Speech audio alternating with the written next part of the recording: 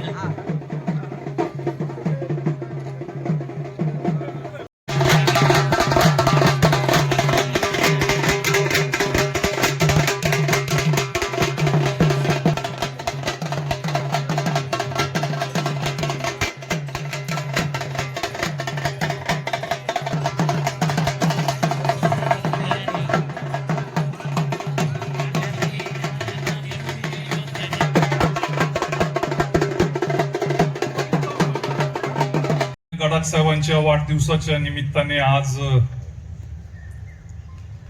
या कार्यक्रमाकरता उपस्थित असलेले वेदांतचार्य हरिभक्तपरायण मस्के महाराज, अभंग साहेब, कॉम्रेड बाबा, व्यासपीठावर उपस्थित असलेले सर्वच प्रमुख मान्यवर, या मंडपामध्ये उपस्थित असलेले आदरणीय गडाख साहेबांच्या बरोबर ज्यांनी हातात हात घालून काम केलं असे त्यांचे सर्व सहकारी, शेतकरी बंधू आणि तरुण मित्रांनो, आज गडाख साहेबांचा 83वा वाढदिवस आहे. त्या निमित्ताने आपण सर्वजण त्यांना शुभेच्छा देण्याकरता इथे मोठ्या संख्येने उपस्थित राहिलात. मी साहेबांच्या वतीने तुमचे सर्वांचे मनपूर्वक स्वागत करू इच्छितो. साहेबांची इच्छा होती की आपल्या सर्वांना भेटावं, त्यांनी तशी मनाची तयारी केली होती, परंतु काल अचानक तब्येत थोडीशी बिघडली. त्यांनी सलाईन घेतलं. आजही सकाळी येण्याचा प्रयत्न केला, थोडीशी चक्कर आली, परंतु ते तुमची वाट बघतायत. कार्यक्रम झाला की विशेषतः साहेबांच्या बरोबर काम करणारे जे सहकारी आहेत, माझी त्यांना विनंती राहणार आहे की कार्यक्रम झाल्यानंतर आपण त्यांना भेटू शकता, त्यांच्याशी बोलू शकता. ते तुमची वाट पाहतायत. आणि म्हणून आजचा हा कार्यक्रम होत असताना गडाख साहेब काय आहेत हे जुन्या जाणत्या मंडळींना चांगल्या प्रकारे माहिती आहे. आम्ही घरातले असूनही आम्हाला 70-80% माहिती असेल, परंतु 100% काम गडाख साहेबांचं काय आहे, इथे अनेक चेहरे बघितले तर त्यांनी त्यांच्या बरोबर तो संघर्ष अनुभवलेला आहे, यश अपयश अनुभवलेला आहे, त्यांना आलेले वाईट अनुभव, अपमान हे सर्व अनुभवलेलं आहे. आणि त्यातनं आजपर्यंत ही मंडळी एवढ्या सगळ्या वादळामध्ये साहेबांच्या बरोबर राहिलेली आहे. आणि म्हणून साहेबांच्या बरोबर मी या सर्व मंडळींचा देखील आभार मानू इच्छितो की गडाख साहेब जे आहेत ते त्यांचं कर्तृत्व आहे, काम आहे, कष्ट आहेत, परिश्रम आहेत, परंतु तुमची साथ नसती तर ते काही करू शकले नसते. म्हणून जी साथ तुम्ही दिली त्यामुळे आज साहेब हे सर्व करू शकले. तसंच आहे, म्हणून आपल्या गावात तसंच ठेवायचं असा दृष्टिकोन न ठेवता त्यावेळेस प्रशांत भाऊ आणि यशवंत सामाजिक प्रतिष्ठानचे सर्व कार्यकर्ते यांनी ते सुशोभीकरण केलं. आज परत तीच अवस्था या कौतुकी नदीची झालेली आहे. अनेक जणांनी तक्रारी केल्या. ग्रामपंचायतीला करायला काय होतं, ग्रामपंचायतीला निधी आलेला आहे. मला सांगावंसं वाटतं की 1.5 कोटी निधी ग्रामपंचायतीला जरूर आलेला आहे वसुंधरा योजनेचा, परंतु तो कुठल्या गोष्टी करता खर्च करायचा याला काही बंधनं शासनाने घालून दिलेली आहेत. आणि म्हणून आपल्याला हे सुशोभीकरण करायचं जर असेल तर तुम्हाला आम्हाला एकत्रित बरोबर घेऊन हे करावं लागणार आहे. त्याकरता 1-2 बैठका आपण घेतल्या, हा विचार मांडला, त्याला आपण सर्वांनी गावातल्या लोकांनी साथ देखील दिली आणि आज आपण त्याचा शुभारंभ करत आहोत. याकरता मला या गावातल्या व्यापाऱ्यांची आणि लोकांची फार मोठी साथ लागणार आहे. कारण आम्ही काम सुरू करायचो आणि परत कचरा जर पडायला लागला तर त्या कामाला काही अर्थ राहणार नाही.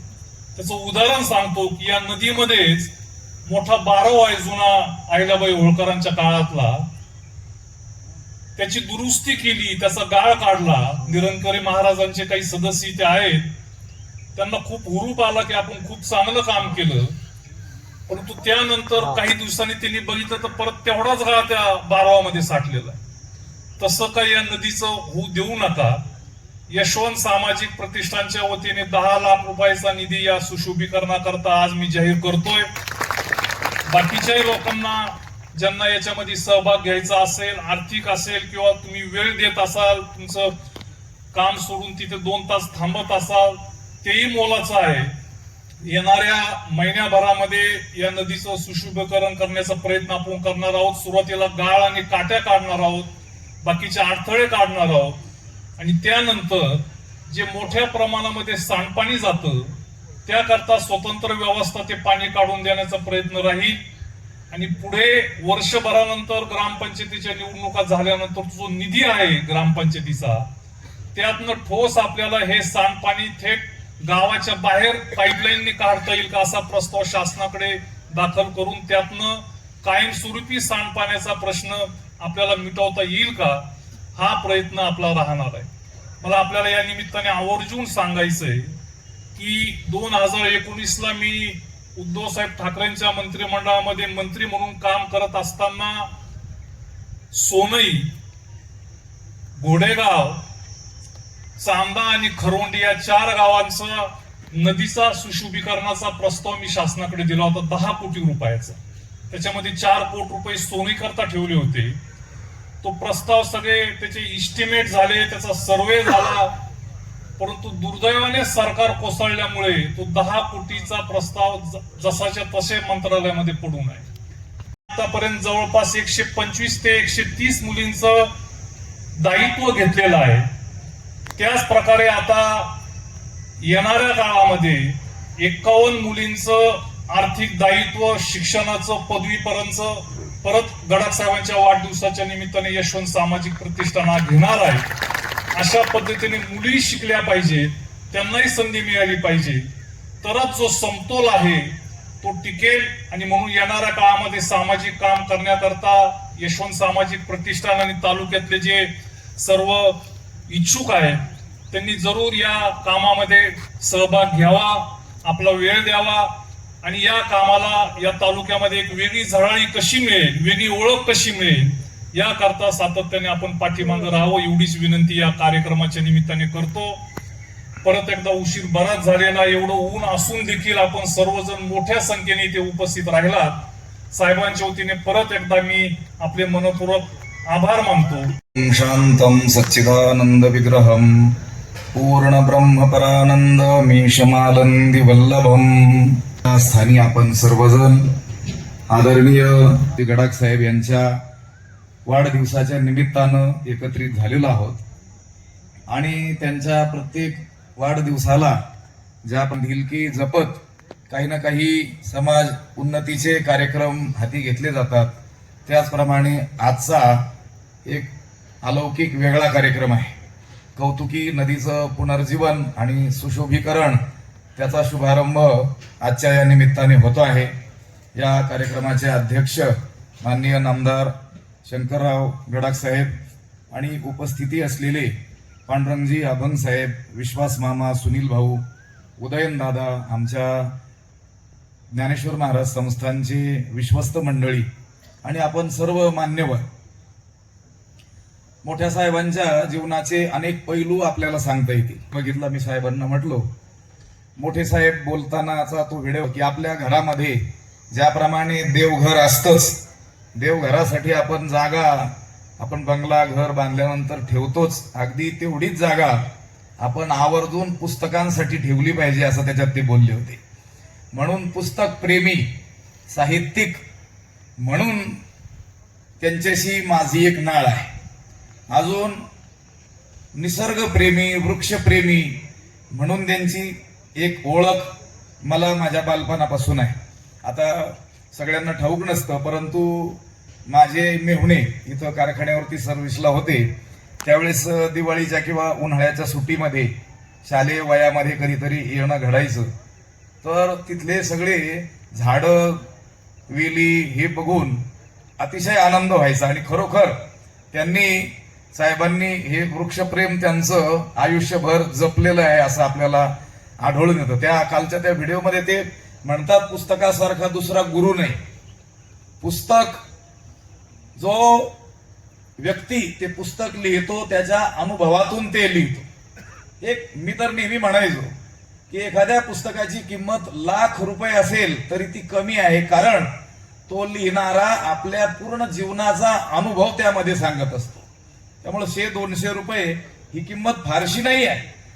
आणि आपल्याला नकळत कितीतरी मार्गदर्शन करून ती पुस्तकं जात असतात. साहेबांचे देखील अनेक पुस्तकं, काव्यसंग्रह प्रकाशित झालेले आहेत आणि त्यांचं पुस्तक प्रेम म्हणण्यापेक्षा मी एक शब्द वापरतो, पुस्तकांचं वेड प्रचंड आहे. आणि त्या पुस्तकांच्या वाचण्याच्या त्या छंदातूनच त्यांचं जीवन घडलेलं आपल्याला दिसून येतं. हे पहा, सद्गुरू वैकुंठवासी बंशीबाबांसारखे निस्पृह, त्यागी, वैराग्यवान महात्मे, परंतु त्यांचं आणि साहेबांसारख्या समाजामध्ये असलेल्या मोठ्या माणसाचं देखील सख्य आपल्याला दिसून येतं. त्याचे धागेदोरे या अशा काही गोष्टीमध्ये दिसतात. बंशीबाबा जसे वैराग्यवान होते, अगदी तशाच वैराग्यवान महात्म्यांकडे मी शिकलेलो आहे काही काळ, स्वामी भारतानंद गिरीजी. आणि त्यांना सुद्धा पुरुषार्थी माणसं आवडतात. व्यवहारातले पुरुषार्थी आणि परमार्थातले पुरुषार्थी. परमार्थातले साधू संत हे पुरुषार्थी लोक आहेत ज्यांनी देव प्राप्त केलेला आहे, आणि व्यवहारामधले ते पुरुषार्थी लोक आहेत ज्यांनी हजारो लोकांना पोटा पाण्याला लावलेलं आहे, हजारो लोकांच्या कुटुंबाला दिशा दिलेली आहे. या मोठमोठ्या संस्थांचं जाळं, कारखान्याचं जाळं उभं करून अनेक कुटुंबाचा उदरनिर्वाह चरितार्थ चालवण्याची सोय केलेली आहे. म्हणून जसे परमार्थ क्षेत्रातले ऋषीमुनी वगैरे संत, साधू संत लोक असतात, अगदी त्याचप्रमाणे व्यवहाराच्या क्षेत्रामध्ये सुद्धा माणसाचं व्यावहारिक जीवन सुखी व्हावं यासाठी प्रयत्न करणारे मोठ्या साहेबांसारखे ऋषीतुल्य लोक सुद्धा असतात. त्यांना ऋषी म्हणणं काही वावगं नाही. ऋषयो मंत्र द्रष्टारहा, ज्याला पुढचं कळतं त्याला ऋषी म्हणतात अशी व्याख्या आहे. मग भौतिक जीवनासंबंधानं माणसाचं जीवन कसं सुसह्य होईल, काय प्रयोग केले पाहिजेत, हे ज्यांना कळतं ते सुद्धा भौतिक क्षेत्रातले कोण आहेत? ऋषीच आहेत. अशा ऋषीतुल्य जीवनाचा आजचा हा 83वा वाढदिवस आहे आणि त्या वाढदिवसा प्रसंगानं आपण त्यांना शुभेच्छा द्यायला आलेलो आहेत. खरं तर अशा या महान जीवनातून आपण प्रत्येकानं काहीतरी शिकण्यासारखं आहे. आम्ही कालच बोललो की लोकांना वाटतं आम्ही शिकवणारे आहोत, पण खरी गोष्ट ही आहे की शिकवणारी माणसं ही सतत काहीतरी शिकत असतात. देवानं वैशिष्ट्यपूर्ण जी लोक निर्माण केलेली आहेत, त्यांच्यामध्ये जे कलागुण दिलेले आहेत, त्यांच्यातील एखादा गुण आपल्यात आपल्याला आणता येईल का, हे शिकण्याचा आमच्यासारखी माणसं नेहमी काय करतात? प्रयत्न करतात. कारण माणसाचं जीवन दोन्ही दृष्टीनं सुखमय झालं पाहिजे, लौकिक दृष्टीनं देखील आणि पारमार्थिक दृष्टीनं देखील. पारमार्थिक दृष्टीनं माणसाचं कल्याण होण्यासाठी संत, साधू संत लोक रात्रंदिवस झटतात आणि अगदी त्याचप्रमाणे माणसाचं भौतिक, लौकिक, सांसारिक जीवन सुखी होण्यासाठी मोठ्या साहेबांसारखे हे लोक झटत असतात आणि ते द्रष्टे असतात. म्हणजे पुढचं त्यांना कळत असतं. हे पहा, 40-50 वर्षापूर्वीच त्यांना या गोष्टींचा अंदाज आला आणि त्यातून शिक्षण संस्था असतील, शिक्षणाचं महत्व त्यांनी जाणलं किंवा उद्योग व्यवसायाचं महत्व जाणलं आणि त्या गोष्टी त्यांनी मोठ्या पुरुषार्थानं उभ्या केल्या. म्हणून आपलं आजचं जीवन काय झालेलं आहे? सुसह्य झालेलं आहे. या मागं त्यांचा त्याग, त्यांचा अभ्यास, त्यांच्या अभ्यासवृत्ती, कष्ट या सगळ्या गोष्टी आपल्याला दिसून येतात. माणसांना फक्त काहीतरी मोठं वैभव प्राप्त झालेलं दिसून येतं, पण त्यामागची त्यागाची भावना, कष्ट, तळमळ ही मात्र दिसत नसते. या मागे ही माणसं उगीच मोठी झालेली नसतात. मोठ्या साधूंनी यांच्याशी उगीच जवळीक केलेली नसते. काहीतरी त्यांच्यामध्ये देवत्वाचा अंश असतो. म्हणूनच ही माणसं साधूंना आणि देवाला देखील काय असतात? प्रिय झालेली असतात. मी बोललो, पुन्हा उल्लेख करील की आमच्या ज्ञानेश्वर महाराज संस्थान त्या संस्थानाचा अगदी वैकुंठवासी बन्सी बाबांपासूनचा गडा कुटुंबियाशी अगदी जिव्हाळ्याचा, आपुलकीचा, आत्मीयतेचा संबंध राहिलेला आहे. तो आजपर्यंत देखील टिकून आहे. त्या दिवशीच उद्धवजी महाराज नेवासेमध्ये म्हटले होते की साहेबांनी, मोठ्या साहेबांची परंपरा चालू ठेवली. बन्सी बाबा सुद्धा या राजकीय कार्यक्रमाला सुद्धा उपस्थिती दर्शवायचे, कारण राजकीय लोक सुद्धा हे आपल्याकडून वेगळे नाहीत, तर आपलं जीवन सुसह्य करण्यासाठीच कष्ट करणारी ही मंडळी असतात. म्हणून त्यांच्या जीवनातून आपण काहीतरी शिकावं आणि त्यांना शुभेच्छा द्याव्यात. ईश्वराकडे आपण प्रार्थना करावी, त्यांच्या आरोग्याची आणि त्यांच्या दीर्घायुष्याची कामना करावी. आम्ही देखील संत ज्ञानेश्वर महाराजांच्या चरणी प्रार्थना करतो आणि मोठ्या साहेबांना दीर्घायुष्य आणि आरोग्य लाभावं अशी कामना करतो. आणि